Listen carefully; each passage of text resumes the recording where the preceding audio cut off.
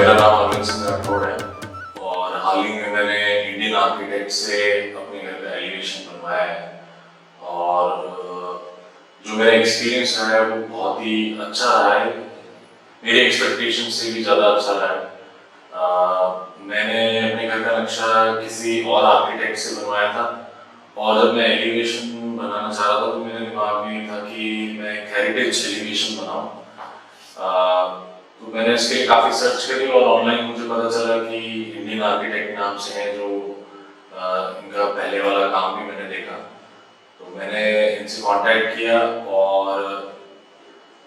बहुत ही सहजता से मेरा काम सारा हुआ और जिस तरह का प्लान मेरे दिमाग में था वैसा इन्होंने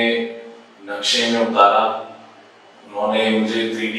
नक्शा जो दिया वो पूरा का पूरा जैसा मेरे दिमाग में था उससे भी कहीं बढ़कर अच्छा बनकर आया है और इसके लिए मैं उनको थैंक यू कहना चाहूँगा। और मैं साथ ही साथ सभी को जिनको भी एक अच्छा